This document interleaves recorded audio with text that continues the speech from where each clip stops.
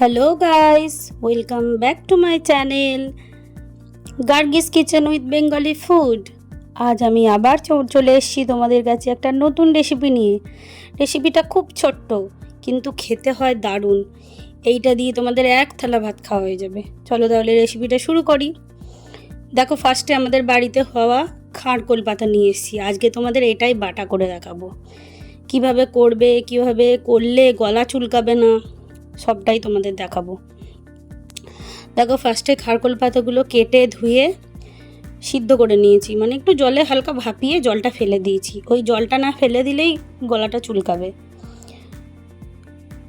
দেখো, ভালো করে মিক্সিতে খুব একটা মিহি পেস্ট তৈরি করে নিয়েছি। চাইলে তোমরা এটার সঙ্গে কিছু কাঁচা লঙ্কাও বেটে নিতে পারো, আমি কুচি করে দিয়েছি, তোমরা বেটেও নিতে পারো। দেখো, এবার কড়াইয়ে খুব অল্প তেল দিলাম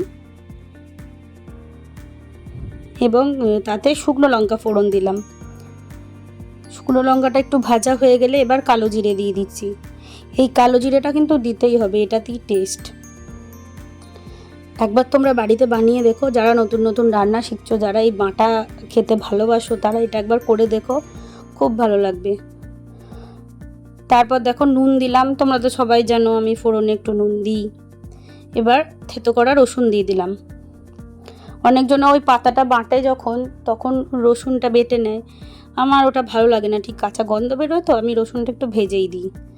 দেখো, রসুনটা দিয়ে ভালো করে ভেজে নিয়েছি, খুব ভালো করে ভাজা হয়ে গেছে। এবার কাঁচা লঙ্কা কুচিগুলো দিয়ে দিলাম। তোমাদের বললাম আমি লঙ্কা বাটিনি, তাই লঙ্কাটা কাঁচা লঙ্কা কুচি দিয়ে দিলাম। হালকা নেড়ে চেড়ে আবার একটু স্বাদের জন্য নুন আর এবার একটু হলুদ দিলাম। তারপর একটু তেল দিলাম, মনে হচ্ছিল তো তেলটা খুবই কম হয়েছে, তাই তেলটা দিলাম। এবার সেই পেস্ট করে রাখা পাতা বাটাটা, মানে ওই খারকোল পাতা বাটাটা দিয়ে দিলাম।